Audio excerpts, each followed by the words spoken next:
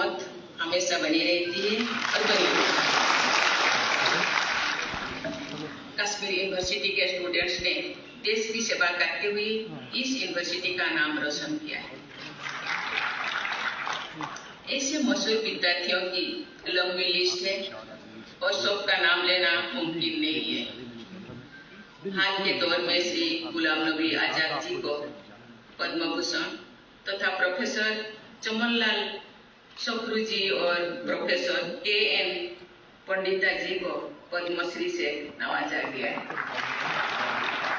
मुझे ये जानकर खुशी हो रही है कि इस यूनिवर्सिटी के 3 NSS वॉलंटियर स्टूडेंट्स ने 2023 के रिपब्लिक डे परेड में हिस्सा लिया था। उन तीनों स्टूडेंट्स की मैं तारीफ करती हूँ।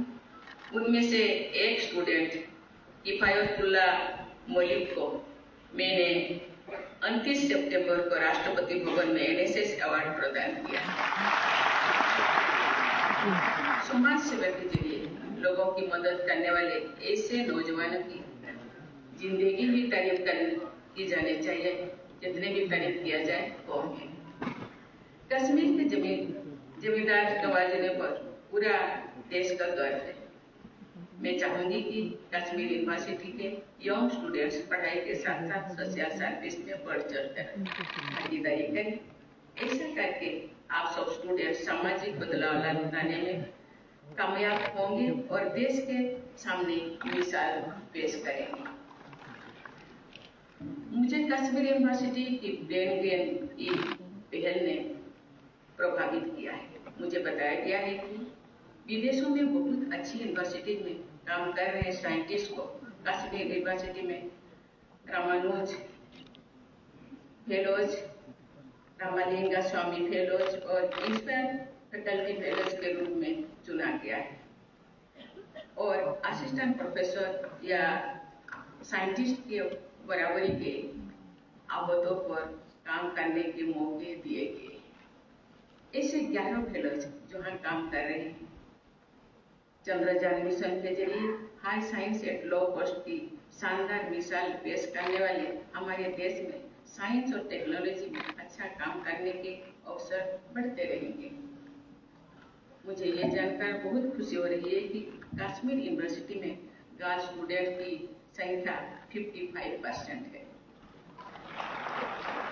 गोल्ड मेडल्स और प्राइज जीतने वाले की कुल संख्या में लगभग 65% लड़कियां हैं।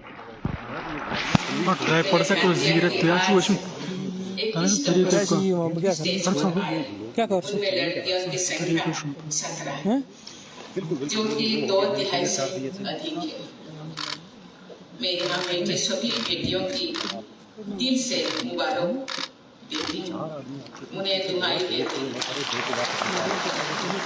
ये महान बेटियां हमारे देश की तस्वीर भी है और तकदीर भी।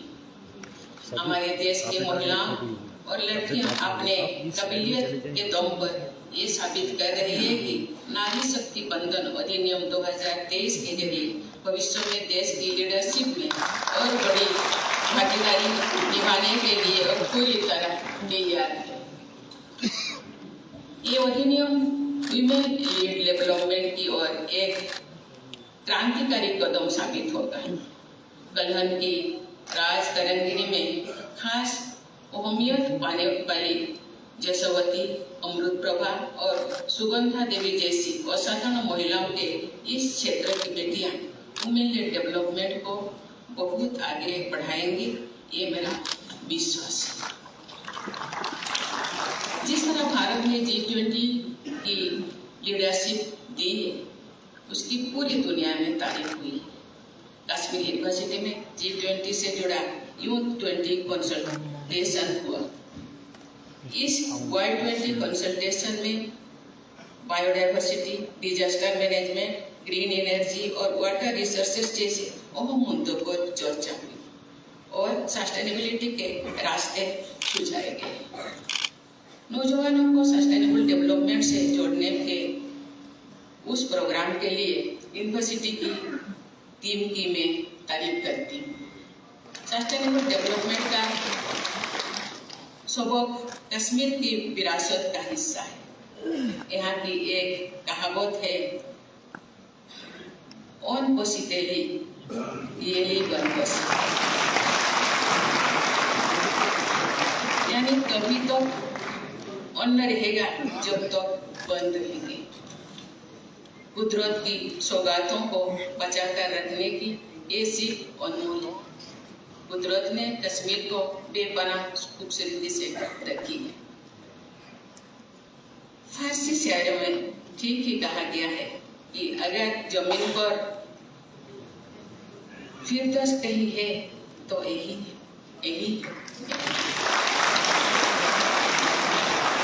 धरती की इस जन्नत को बचाए रखने की जिम्मेदारी हम सभी की है और नौजवान की पीढ़ी को खास तौर से ये जिम्मेदारी निभानी चाहिए। हिमालयन इकोसिस्टम को बचाकर रखने में कश्मीर यूनिवर्सिटी की टीम को भी सजग रहना होगा।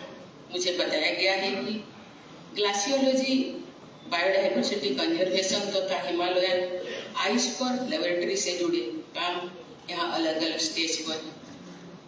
मुझे यकीन है कि ऐसे सभी क्षेत्रों में आप सब तेज रफ्तार से काम करेंगे। डियर स्टूडेंट्स, आपकी यूनिवर्सिटी के एम्ब्लेम में मोटो भी लिखा हुआ है। उसमें एक तरफ उपनिषद के 3 शब्द हैं और दूसरी तरफ कुरान शरीफ की आयत का एक हिस्सा है। उन दोनों का मतलब एक ही, हम अहंकार से प्रकाश की ओर चले, जुल्मात या अंधेरों से नूर या रोशनी की ओर चले। इन अमर संदेशों में सबक भी है और दुआ भी, शिक्षा भी है और प्रार्थना भी। तालीम की रोशनी की ओर, अमन चैन के उजाले की ओर हमारे नौजवान जितना आगे बढ़ेंगे उतना ही आगे हमारा देश बढ़ेगा। जिस समाज और देश के नौजवान डेवलपमेंट और डिसिप्लिन का रास्ता पकड़ते हैं, वो समाज तथा देश तरक्की और खुशहाली के रास्ते पर आगे बढ़ता रहेगा। नेशनल एजुकेशन पॉलिसी में इंडियन नॉलेज सिस्टम पर जोर दिया गया है।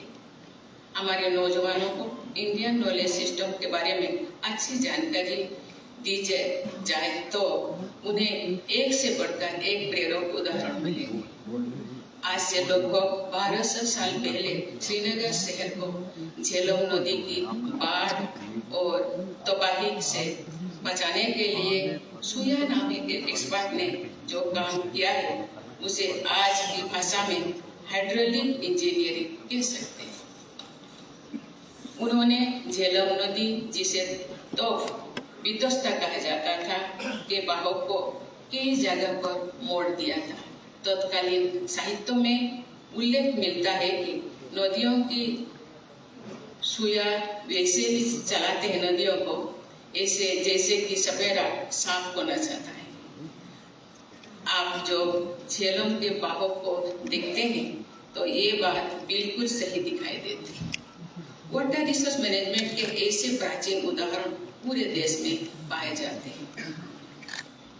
ज्ञान विज्ञान के हर क्षेत्र में हमारे देश के पास अनमोल खजाना है जो इस देश की मिट्टी में फले फूले हैं। ऐसे ऑर्गेनिकली ग्रोन नॉलेज सिस्टम को आज के हालत में फिर से इस्तेमाल करने के तरीका खोजना एकेडमिक वर्ल्ड की जिम्मेदारी है। मैं एक बार फिर सभी स्टूडेंट को मुबारकबाद देती हूँ और मेडल विनर्स को शाबाशी देती हूँ। मैं दुआ करती हूँ कि आप सभी स्टूडेंट खूब तरक्की करें और ऐसे नए काम करें जिससे आपके परिवार, यूनिवर्सिटी और देश का नाम रोशन हो। धन्यवाद। जय हिंद, जय भारत।